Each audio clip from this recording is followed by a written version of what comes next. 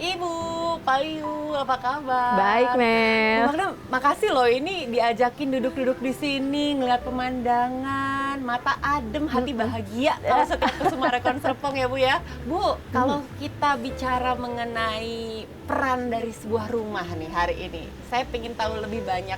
Menurut pandangan Bu Magda, di masa sekarang ini kan banyak orang yang akhirnya terpaksa bekerja dari rumah. Artinya peran rumah ini menjadi semakin vital sekarang ya Bu ya?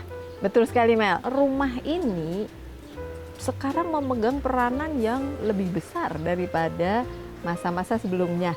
Dan rumah ini menjadi pusat segalanya. Artinya antara kerja, hobi, segala aspek kehidupan, dan juga mereka melakukan segala sesuatu yang bersama-sama juga di dalam rumah ini. Ya, artinya kondisi rumahnya pun juga harus memadai ya Bu ya untuk bisa mengakomodir semua kegiatan itu. Ya tentu saja ya, supaya semua kegiatan itu bisa berlangsung dengan baik, dengan membahagiakan gitu ya, bahkan memberikan kualitas hidup yang lebih baik juga. Nah itu yang penting. Jadi memang peran rumah ini menjadi sentral sekarang. Bener banget. Jadi apa sih Bu fungsi utama dari rumah yang perlu diperhatikan? Ya, tentu saja kita ngomong dari hal yang basic. Artinya rumah itu harus sehat.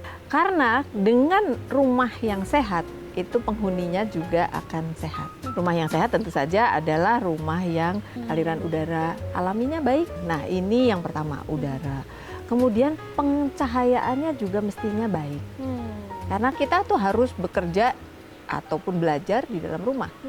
Ya kan sekarang orang dianjurkan harus berjemur segala macam ya. Betul. Nah artinya dia akan membawa banyak kebaikan dan untuk menyehatkan tubuh manusia.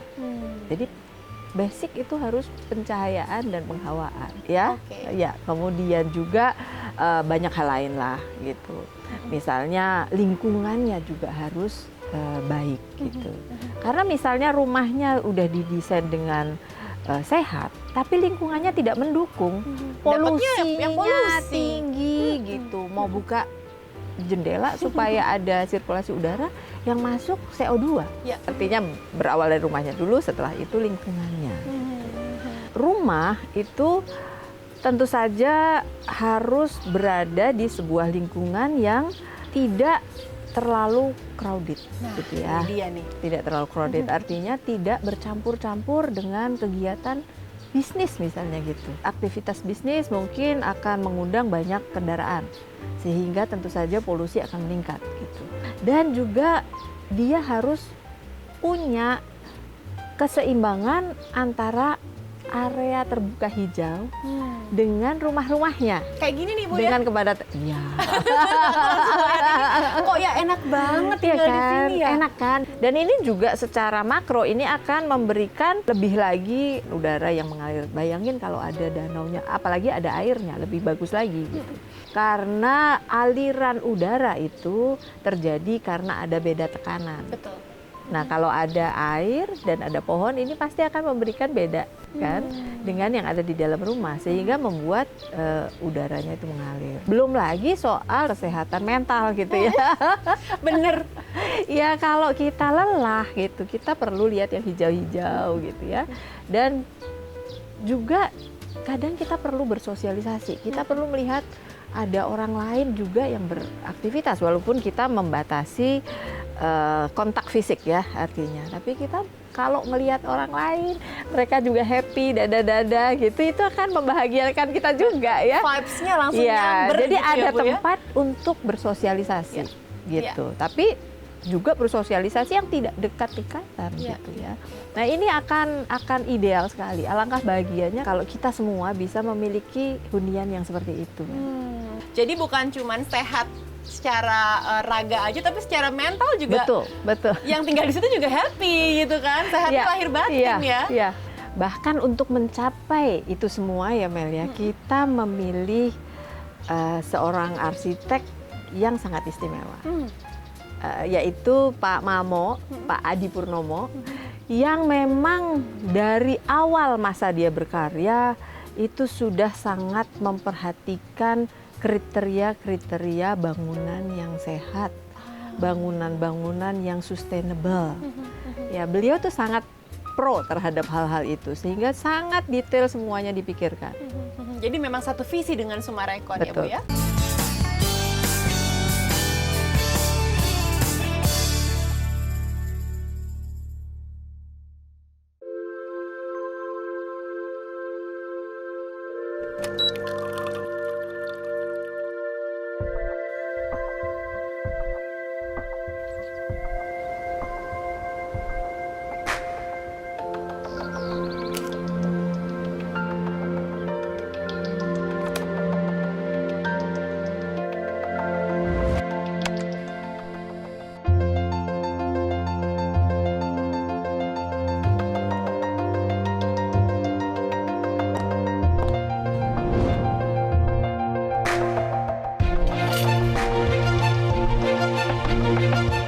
Timeless luxury.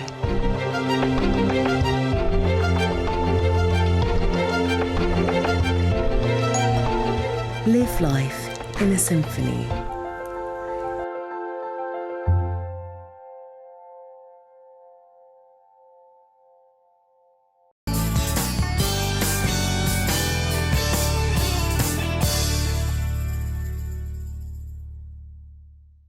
Kalau tadi Bu Magda sudah jelaskan kriteria rumah ideal gitu ya. Di Summarecon Serpong sendiri ada nggak sih Pak rumah seperti itu?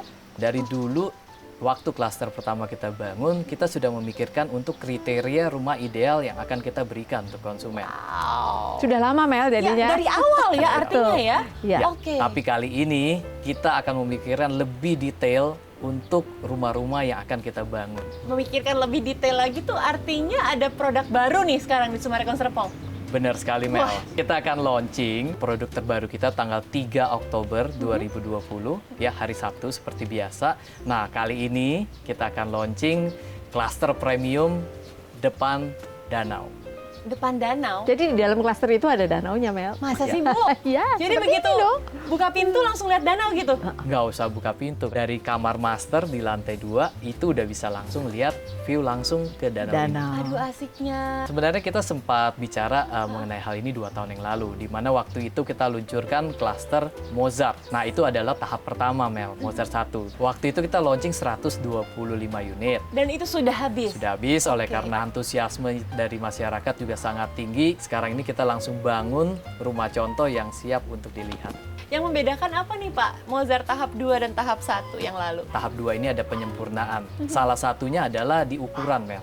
Kita menyediakan satu ukuran baru. Rumah ini cukup panjang, di mana di dalam rumah kita bisa punya kolam renang pribadi loh. Wah, enak banget. Enak. Oke. Dan ini kita sudah buat rumah contohnya. Ya. Nanti Mel bisa lihat. Nah, ini ada berapa unit Pak untuk tahap 2-nya? Untuk Mozart 2 sendiri, kita juga menyediakan kurang lebih 120-an unit, Mel. Oke. Oleh karena itu, boleh lihat show unit kita yang sudah kita siapkan, ada 3 ukuran. Ya, ada yang 9-17, ada yang 10-17, dan juga 12 kali 23. Oke. Tapi untuk ukuran sendiri ada 4 tipe nantinya. Baik. Jadi Bu, ini sebenarnya menjawab kebutuhan yang Ibu tadi bilang ya? Ya, itu dasar terjawab. Dan ada plus-plusnya kalau yang ini gitu ya. Plus-plusnya itu adalah desain yang baik gitu ya, arsitekturalnya yang sangat unik gitu ya. Bisa ditambahin kolam renang gitu ya. Dan plusnya juga danaunya pun fasilitasnya udah komplit loh. Jadi tamannya sudah jadi dan clubhouse-nya pun sebentar lagi juga sudah jadi gitu. Jadi pada saat mereka nanti serah terima, fasilitasnya ini sudah benar-benar siap untuk digunakan. Mantap. Harganya berapa sih Pak? Ya, untuk harga mulai dari yang ukuran terkecil tadi 9x17 itu mulai di angka 3 miliaran, Mel. Oke. Ya, nanti juga ada beberapa cara bayar. Selain ke developer, kita juga seperti biasa bekerja sama dengan bank. Nah, itu bisa memanfaatkan 8 bank yang bekerja sama dengan kita, baik KPR Express maupun KPR dengan opsi DP cicil. Kita juga punya opsi untuk memakai jasa SFK, lembaga finansial yang kita tunjuk selain KPR. Oke. Jadi ada kemudahan dan promo juga pastinya ya Pak ya? Ya Mel, tentu saja. Jadi kalau untuk pembayaran ke developer sendiri, biasanya kita menyediakan sampai dengan masa pembangunan selesai dan serah terima. Ya, itu 24 bulan, Mel. Nah Pak Liu, di Mozart 2 ini detail fiturnya, terus keistimewaannya, ada apa aja nih Pak? Mozart 2 ini sangat istimewa karena kita menyediakan lantainya itu marmer. Selain itu kita juga menyediakan unit dengan ready lift, Mel. Kita sudah menyediakan space-nya sama seperti waktu Mozart 1. Selain itu kita sediakan 2 solar panel dan juga kita berikan kanopi untuk setiap rumah. Sudah included. Jadi Sudah kanopi include untuk mobil itu sudah included. Dan belum lagi ada inner court di dalam. Oh. Ya. Ini adalah detail yang jarang ditemui gitu ya. Dan ini akan memberikan tambahan bagi kemungkinan untuk mendapatkan pencahayaan dan penghawaan alami. Oke. Tentunya dengan fasilitas yang kita berikan, rumah ini sudah di-provide oleh Smart Home. I see. Smart Home system kita ini sangat memudahkan dan juga sangat modern untuk rumah-rumah yang kita sediakan. Oke. Wah Bu, ini dengan semua fasilitas yang dimiliki, fitur yang luar biasa, dengan harga yang tadi Pak Liu bilang, Iya, hanya 3 M-an. sangat Start, worth it ya Bu ya, sangat. harganya ya. Karena lingkungan yang sehat itu value-nya gitu ya, itu sulit dihitung dengan uang. Kita bisa punya rumah pribadi yang kita bikin sangat bagus gitu, tapi kalau lingkungannya tidak mendukung, Setuju.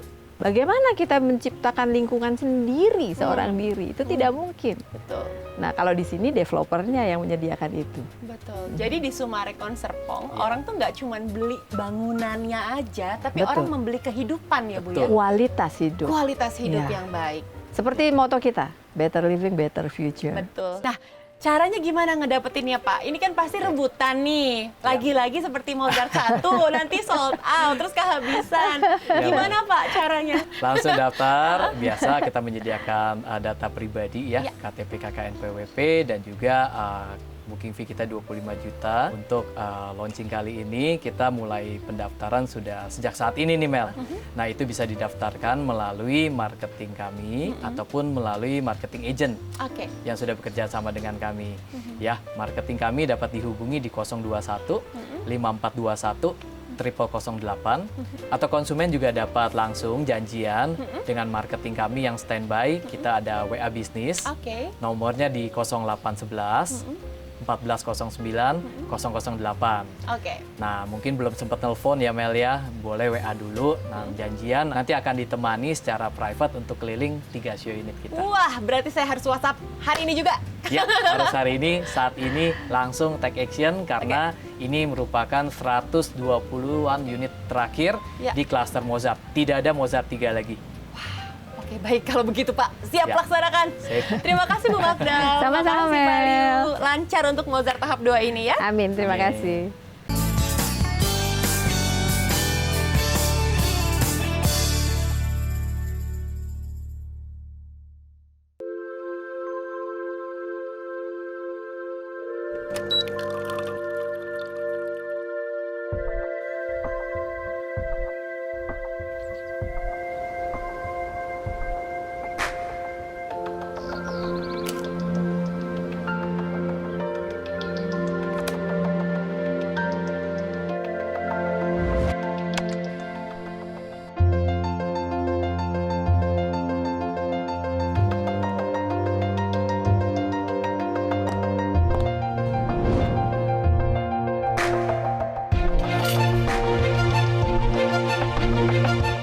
Timeless luxury.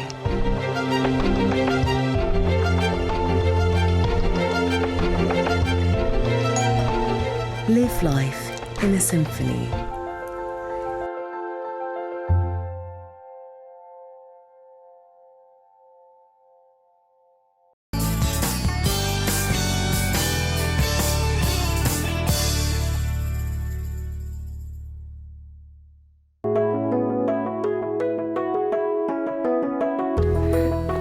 Yang senang jalan-jalan di sini. Ya, lihat dulu. Bagus ya? Banyak sekali ya. Kalau ada fountain. Enak sekali ya di sini. Nina mau naik itu ke jembatan itu. Kemana? Boleh. Bagus ya? Harmony Lake adalah danau di Simfonia yang merupakan bagian dari sistem tata air di Simfonia Semarang Serpong. Kami mendesain danau Harmony ini dengan mengutamakan aktivitas-aktivitas sehari-hari, di mana pada nantinya kita akan sangat membutuhkan ruang terbuka hijau atau taman. Di sini nanti kita bisa bersama keluarga melakukan aktivitas di luar. Kemudian di Harmony Lake ini kita dapat menemukan berbagai macam fasilitas, salah satunya barbecue pavilion. Kemudian kita juga ada open lawn, green open lawn. Di sini kita juga bisa melakukan berbagai macam aktivitas di ruang terbuka hijau. Dan juga ada bird dan duck spot di mana anak-anak bisa berinteraksi langsung dengan hewan, flying track, serta juga kami lengkapi dengan bicycle lane serta pedestrian di mana dapat mendukung healthy lifestyle. Kasih makan bird.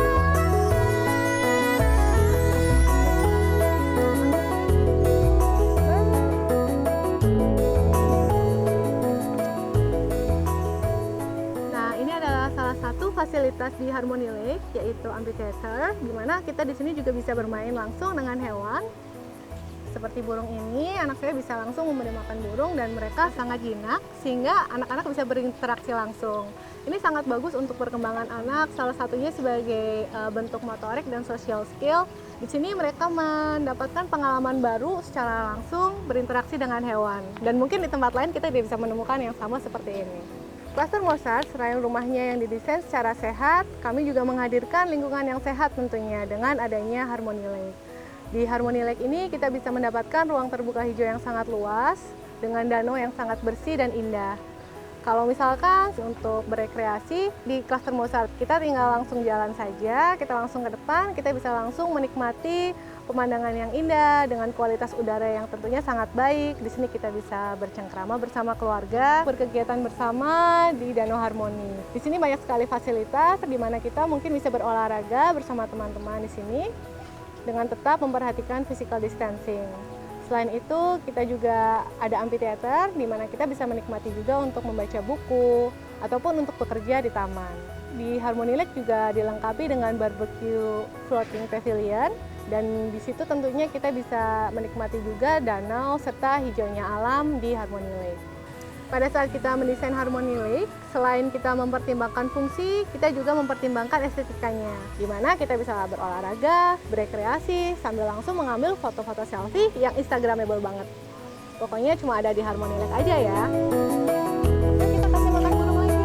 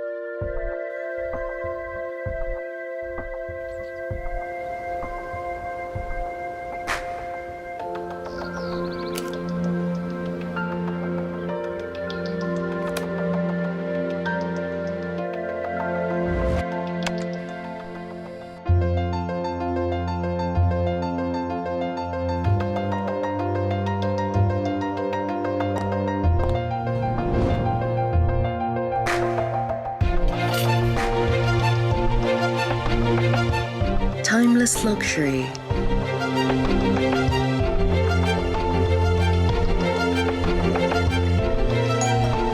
Live life in a symphony.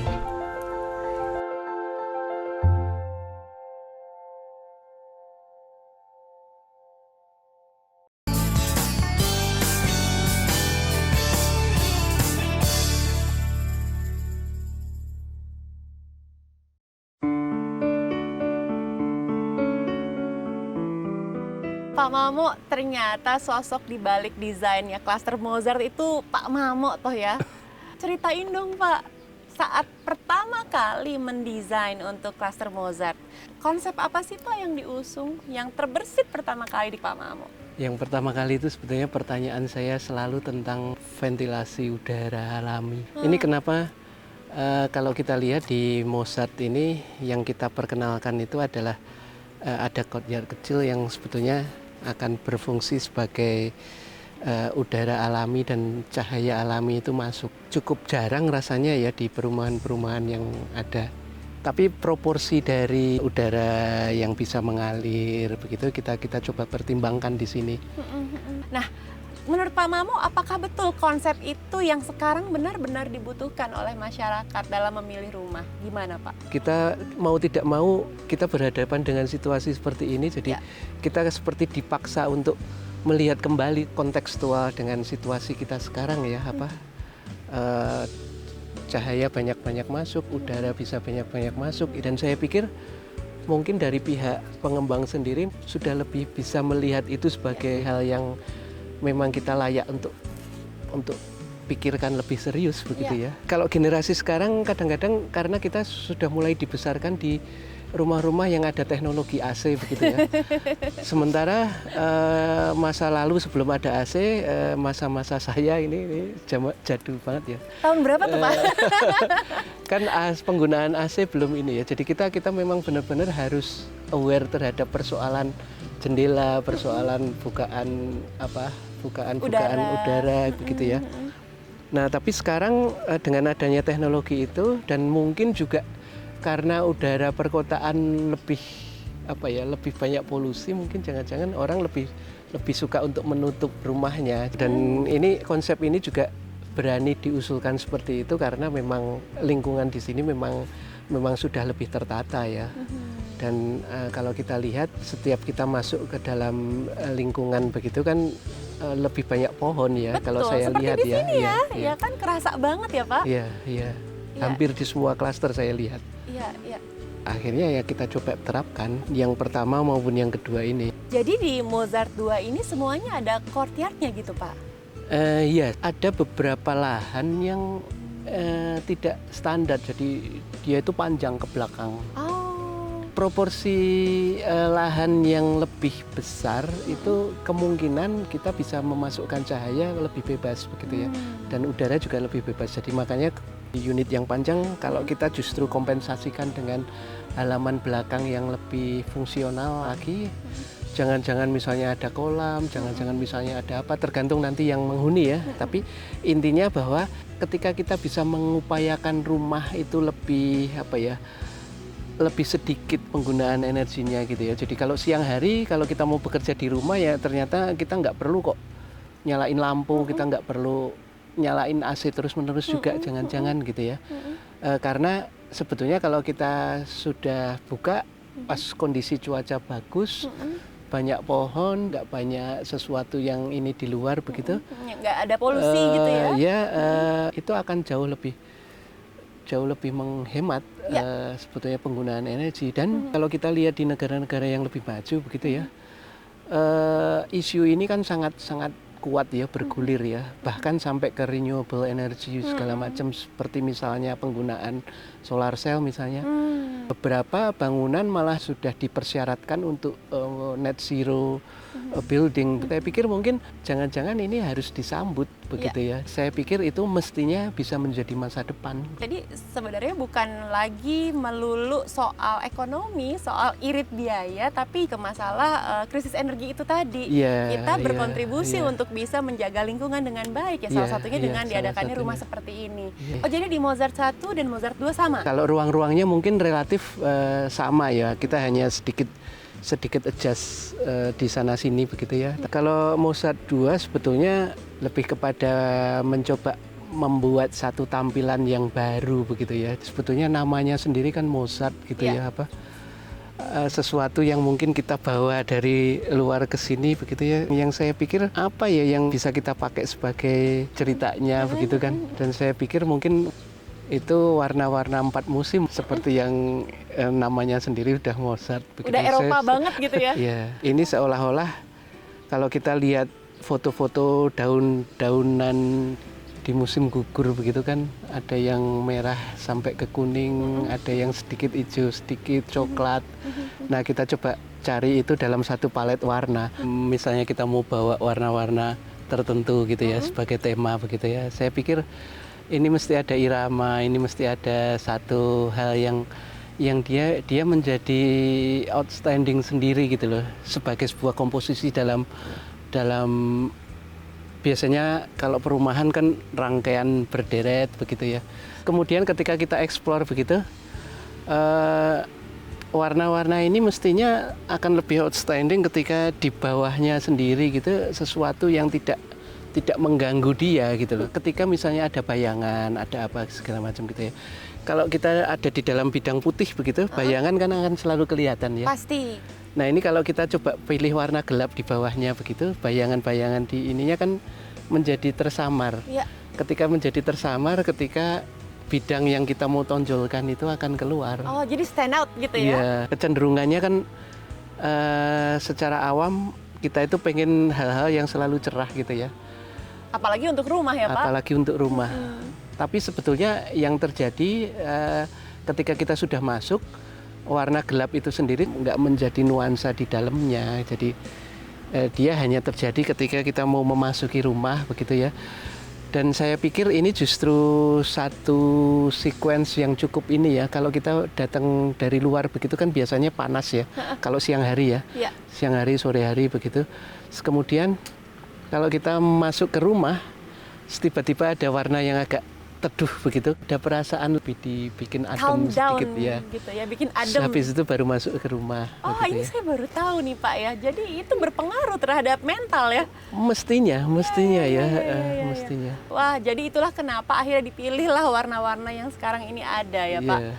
Artinya kan ini istimewa ya, nggak hanya mendesain berdasarkan garis tok gitu atau warna saja, tapi dipikirkan filosofinya ya Pak. Jadi rumahnya ikut bercerita ya Pak ya. Lebih ke narasi sebagai kalau namanya Mozart ya, ini kalau kita lihat ada garis-garis, ada apa, seolah-olah ada irama, ada nada, ada ya melodi. Mungkin moga-moga aja terbaca seperti itu. Baik, wah Pak Mamo terima kasih ya Pak buat informasinya hari ini. Sama-sama, terima kasih.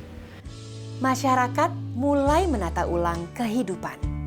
Tak hanya karir dan gaya hidup saja, akan tetapi juga mulai mempertimbangkan kembali definisi rumah sebagai hunian. Tak hanya berfungsi sebagai tempat tinggal, tapi juga mampu menunjang produktivitas, kesehatan, dan kenyamanan, keamanan juga kebahagiaan penghuninya.